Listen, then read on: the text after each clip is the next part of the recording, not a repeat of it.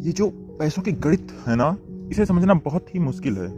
आप मेहनत करके जितना पैसा कमाओ उतना ही खर्चा हो जाता है और इनमें तो पता ही नहीं चलता कि गया कहाँ, एकदम गायब हो जाता है। फिर लगता है एक पॉइंट के बाद कि इसको कहीं बचाना चाहिए, इन्वेस्ट करना चाहिए।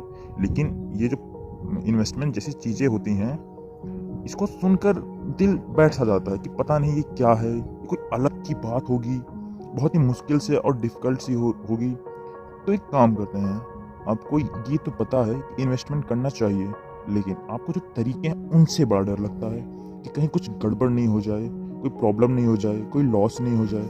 तो डोंट वरी, आप सिर्फ आधा घंटा इन्वेस्ट कीजिए इस समरी पर और बाकी चीज़ें हैं जितने आसान तरीके से समझाई गई हैं वो आपको बहुत ही आसान कर देंगी। नमस्कार दोस्तों, मेरा नाम है अनमोल भट्ट और आज मैं आपके लिए पहले की तरह फिर से एक बहुत ही बेहतरीन और नॉलेजेबल बुक की समरी लेकर आया हूँ। तो आइए जानते हैं इस समरी के बारे में, जिसका नाम है let talk money, you work hard for it, now make it work for you, जिसे लिखा है मोनिका हलन ने।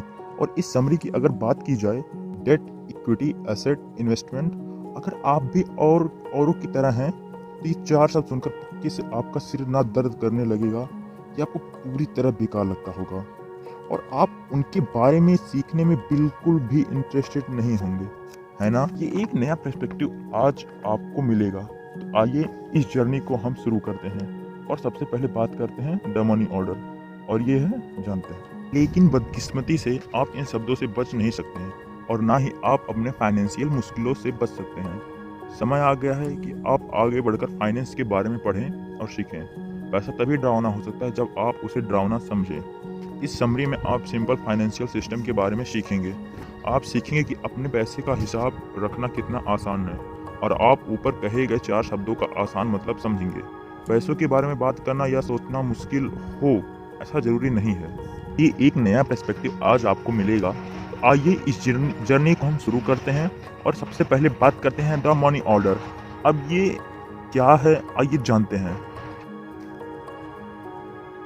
क्या कभी ऐसा भी समय रहा है जब आप अपने पैसे के बारे में चिंता नहीं कर रहे थे? जब आप काम पर जाते हैं, आप बिल्स पे करने के बारे में सोचते हैं। बस में जब ड्राइवर आपको बताता है कि बस का किराया बढ़ गया है, आप चिंता करते हैं। आपको कैफ़े में एक पेस्ट्री खरीदने में भी बुरा लगता है कि आप इस पैसे को बाद के लिए बचा सकते थे।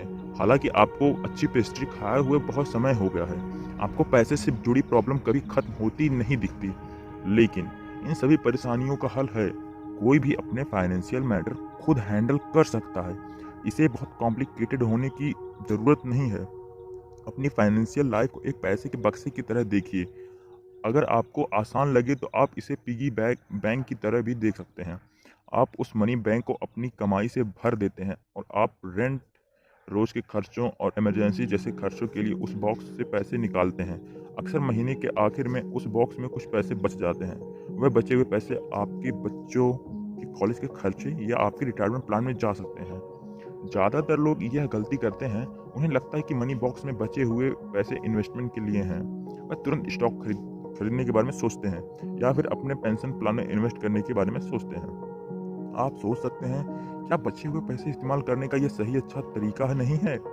तो हाँ, यह सही तरीका है, लेकिन यह आपका सबसे पहला कॉन्सर्न नहीं होना चाहिए।